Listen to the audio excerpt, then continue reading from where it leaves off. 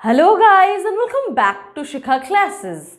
In this video we are going to discuss Sonnet 137 written by William Shakespeare.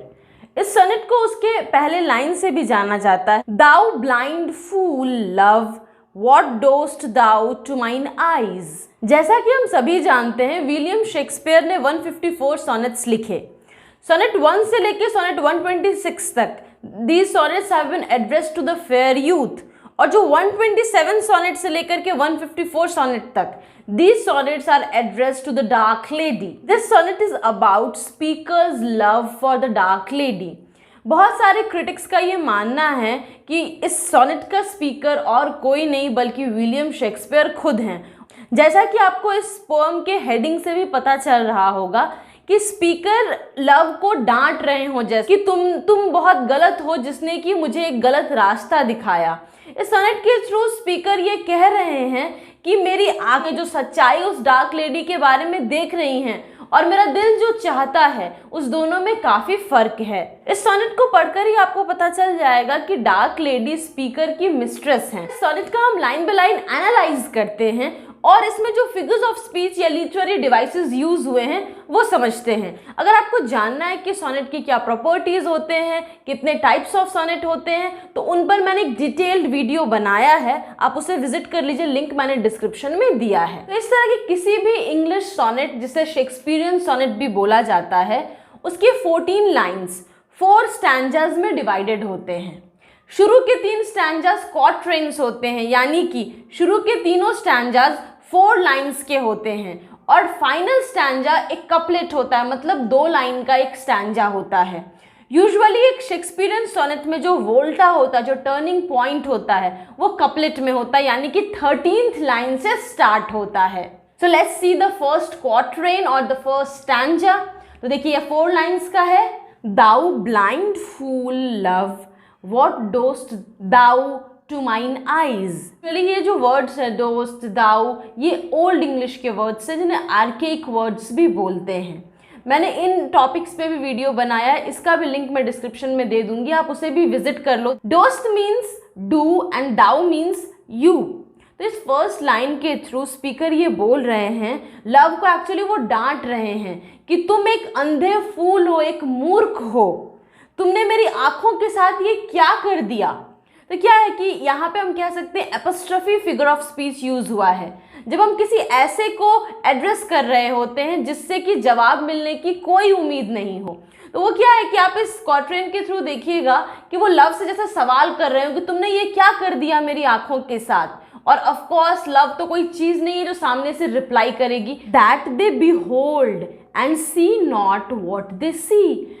Love को डांट रहे कि तुमने मेरी आंखों के साथ ये क्या कर दिया, कि वो देखते तो हैं, बिहोल्ड मीन्स सी, तो वो देखते तो हैं लेकिन जो उन्हें दिखता है वो उसे समझते नहीं. एक्चुअली यहाँ पे सी वर्ड 2 बार यूज हुआ है, लेकिन एक बार सी का मतलब है देखना और दूसरे वाले सी का क्या सेंस है कि जो उन्हें दिखता है वो उसे समझते क्यों नहीं, उस पर भरोसा क्यों नहीं करते. प्यार की वजह से मेरी आंखों पे जैसे एक पट्टी बन गई हो, मेरे सामने सब कुछ हो रहा है, मेरे सामने वो लेडी मुझे धोखा दे रही है, फिर भी मैं उस बात को क्यों नहीं समझ रहा. कभी कभी क्वेश्चन ऐसे आते हैं कि कोई वर्ड मेंशन करेगा और बोलेगा कि ये किसे रेफर कर रहा है. तो फर्स्ट लाइन में दाउ रेफर्स टू लव, क्योंकि वो लव को डांट रहे कि तुमने ये क्या कर दिया. Mine refers to the speaker. और सेकेंड लाइन में the word, this stands for eyes, कि उन्हें क्या हो गया है, मतलब मेरी आंखों को क्या हो गया है कि वो देख तो रही हैं चीजें पर उन चीजों को देखकर वो विश्वास नहीं कर रही, उसकी समझदारी को क्या हो गया है. They know what beauty is, see where it lies. अब वो अपनी आंखों के बारे में बोल रहे हैं कि उन्हें पता है कि खूबसूरती क्या है और कहाँ वो पाई जाती है, वेयर इट लाइज, वो कहाँ रहती है. मतलब वो अपनी आंखों का एक बात कह रही कि मेरी आंखें तो बिल्कुल सही थी, उसे सब कुछ सही से देखना समझना आता था.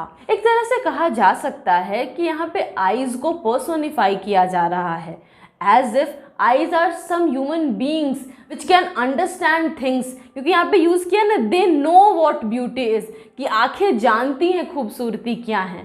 तो यूजुअली ये जानना समझना दीज आर द कैरेक्टरिस्टिक्स जो ह्यूमन बींग्स के पास होता है, और वहाँ पे वो आईज के पास ऐसा शो किया जा रहा है पोएट के द्वारा। तो in a sense it can be said that eyes have been personified in this stanza. Yet what the best is take the worst to be. लेकिन उसके पास, उन आँखों के पास समझदारी है, वो समझती है खूबसूरती क्या है और कहाँ है। उसके बावजूद जो चीज़ खराब है, इनफैक्ट वर्स्ट है, सबसे खराब है, वो उसे ही बेस्ट मान बैठी है। चलिए हम एक तरह से कह सकते हैं कि यहाँ पे सिनिक डकी भी यूज़ हो रहा है, क्योंकि एक ह्यूमन बीइंग है स्पीकर, और वो जिस चीज़ को मान रहा है, इसमें लिखा है एज इफ आँखें उस चीज़ को मान रही हैं। तो eyes are a part that are being used for the whole speaker, for the whole human being. तो part is being used for the whole, therefore we can say that synecdoche has also been used here। चलिए इस quatrain का rhyme scheme देखते हैं। First और third line का last sound है eyes, lies same है, तो इसे ए मार्क करते हैं। सी बी, ये है सेकेंड और फोर्थ लाइन के लास्ट का साउंड, ये भी सेम है, तो इसे बी भी मार्क करते हैं। तो इस तरह से फर्स्ट क्वार्ट्रेन का राइम स्कीम होता है A B A B. Now it's turn for the second quatrain. If eyes corrupt by over partial looks, be anchored in the bay where all men ride। अब आगे speaker ये बोल रहे हैं कि आंखें जो है मेरी वो करप्ट हो चुकी हैं by over partial looks. Over partial का यहाँ पर सेंस है सुपर अटैच्ड। इस लाइन के थ्रू स्पीकर ये बोल रहे हैं कि मैं बहुत ज़्यादा अटैच्ड हो गया हूँ उस डार्क लेडी के लुक्स से, सुपर अटैच्ड हो गया हूँ, और इस वजह से शायद मेरी आंखें करप्ट हो चुकी हैं और उसे उस डार्क लेडी की खामियां दिखाई नहीं दे रही, उसकी बुराइयां दिखाई नहीं दे रही। सेकेंड लाइन में एक वर्ड है bay. Bay is a part of a coast where the land curves inwards. जैसा कि आप देख सकते हो यहाँ पे फिगर में कि कोस्ट यानी समुद्र के किनारे का वो इलाका जहाँ ज़मीन अंदर की तरफ कर्व्ड होता है, दैट इज़ कॉल्ड बे। और एंकर मतलब किसी चीज़ को एकदम स्ट्रांगली फिक्स कर देना जिससे कि वो मूव ना करे। यूजुअली शिप्स वगैरह को समुद्र के किनारे एंकर कर दिया जाता है, फर्मली बांध दिया जाता है ताकि वो वेव्स के साथ मूव ना करें। पोएट ने अपनी बात को बहुत ही कवर्ड वे में एक्सप्लेन किया। एक्चुअली उन्होंने बे को कंपेयर किया with the most intimate part of a lady, that is her vagina. हम कह सकते हैं कि इस लाइन में metaphor figure of speech use हुआ है। इन लाइंस के थ्रू स्पीकर ये बोल रहे हैं कि मैं उस लेडी से इतना अटैच्ड हो गया हूँ कि मुझे दिखाई ही नहीं दे रहा कि वो कितनी गलत लेडी है, जिनके बहुत सारे लोगों से संबंध हैं, जिसने बहुत सारे मेन के साथ अपने रिलेशन मेंटेन किए हैं, who has actually slept with lot of men। Why of eyes falsehood hast thou forced hooks, whereto the judgment of my heart is tied। Again यहाँ पे क्वेश्चन मार्क है कि वो फिर से लव से सवाल पूछ रहे हैं। यहाँ पे फोर्ज का सेंस है किसी चीज़ को और स्ट्रॉन्ग बनाना, और हुक का सेंस है अट्रैक्टेड होना, उसमें फंस जाना। तो फर्दर वो लव को बोल रहे हैं कि पहले ही तुमने मेरी ज़िंदगी में कम मुश्किलें खड़ी की थी कि मैं उस डार्क लेडी के प्रति थोड़ा अट्रैक्शन फील कर रहा था, उससे अपनी नज़रें नहीं हटा पा रहा था। तो अब तुमने मेरी मुश्किलें और बढ़ा दी, जो मेरा अट्रैक्शन था उसके प्रति वो तुमने और स्ट्रॉन्ग कर दिया। You have made it even stronger. तो इसलिए फोर्स्ड हुक्स मतलब कि जो मेरे अट्रैक्शंस थे वो और स्ट्रॉन्ग हो गए हैं उस डार्क लेडी के प्रति।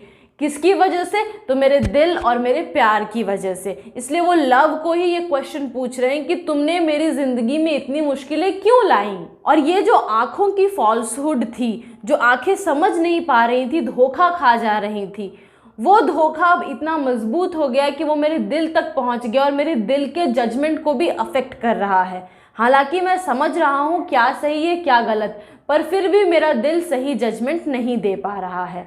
अगेन हम कह सकते हैं कि यहाँ पे हार्ट को पर्सोनिफाई किया गया है एज इफ कि कोई ह्यूमन बीइंग हो who is capable of judgment. या फिर हम कह सकते हैं कि यहाँ पे synecdoche figure of speech use हुआ है, जहाँ पे उस पूरे ह्यूमन बीइंग के बदले हार्ट को यूज किया गया है। स्पीकर ये बोलना चाह रहे हैं कि मैं कुछ सोच नहीं पा रहा हूँ, उस प्यार ने मेरे जजमेंट को अफेक्ट कर दिया है, मेरे जजमेंट पे वो प्यार हावी हो गया है, और उस ह्यूमन बीइंग के बदले वो उसका एक पार्ट यूज कर रहे हैं, that is the heart. Again इस क्वार्ट्रेन में भी फर्स्ट और थर्ड लाइन्स राइम कर रहे हैं और सेकंड और फोर्थ लाइन राइम कर रहे हैं। इस वजह से इसकी राइम स्कीम होगी सी डी सी डी, क्योंकि फर्स्ट स्टैंजा में ए और बी यूज हो चुका है। Now the third quatrain. Why should my heart think that a several plot which my heart knows the wide world's common place.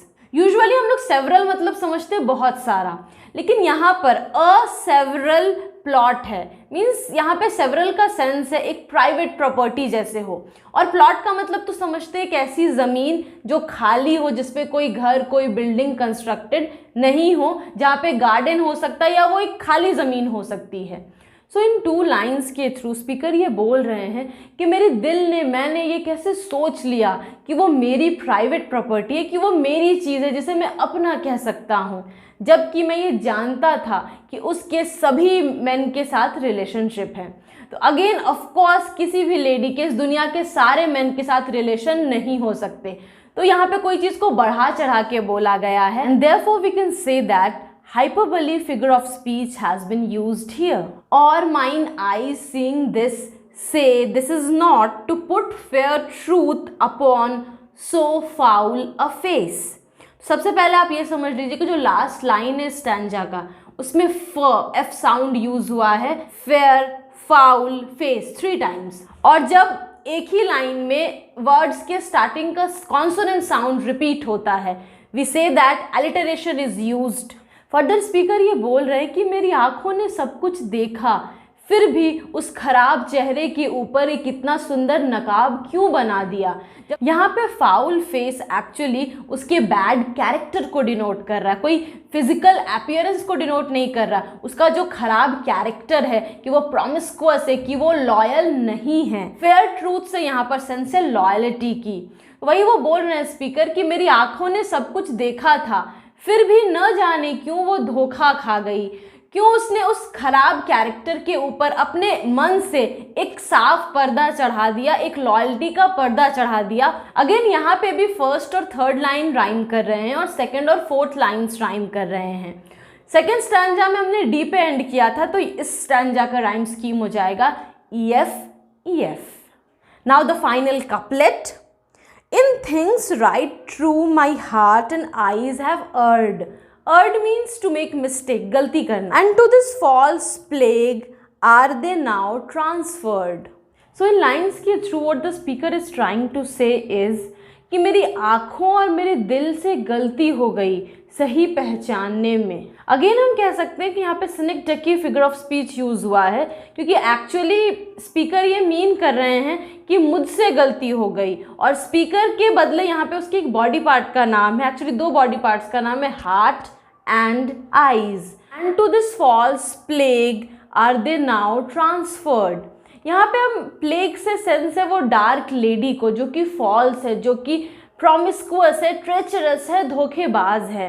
तो इनकी आँखों और इनके दिल से गलती हो गई, इनसे गलती हो गई उस फॉल्स लेडी को पहचानने में।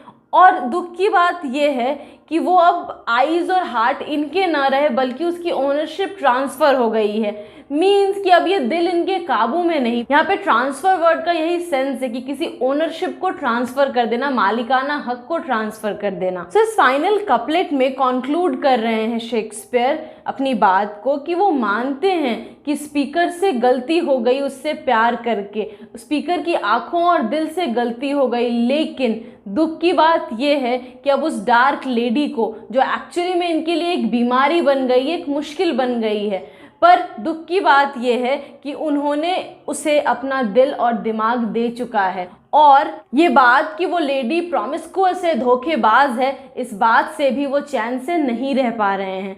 सो he is caught in a tough situation. वो कहते हैं ना कि कांटा है जो ना तो उगला जा रहा है ना निगला जा रहा है, वो फंस गया है गले में। एग्जैक्टली स्पीकर की वही सिचुएशन है।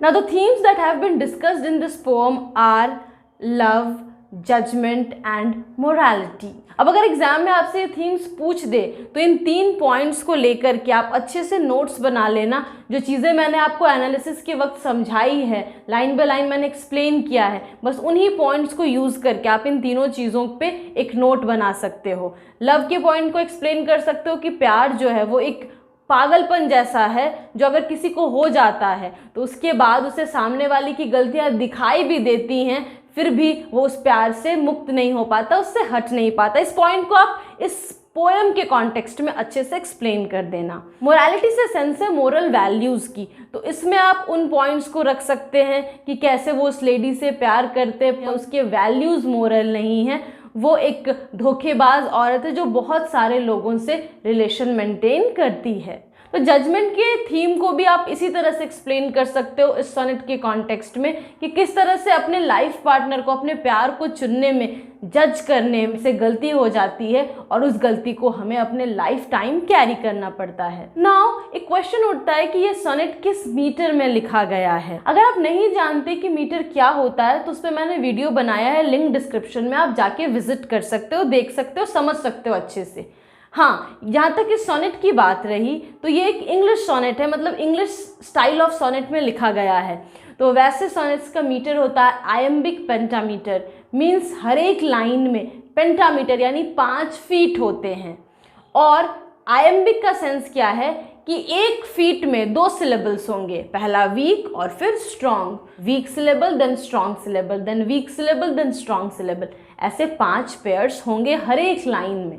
और इस पूरे सोनेट की राइम स्कीम होगी ABAB, CD EF and couplet की राइम स्कीम होगी GG। सो गाइज, होप आपको ये पूरा सोनेट अच्छे से समझ में आ गया हो। फिर भी कोई डाउट्स रह गए हों, feel free to mention it in the comment box below, या फिर आप मुझे मेरे फेसबुक पेज पर मैसेज भी कर सकते हो, जिसका लिंक मैंने डिस्क्रिप्शन में दिया हुआ है।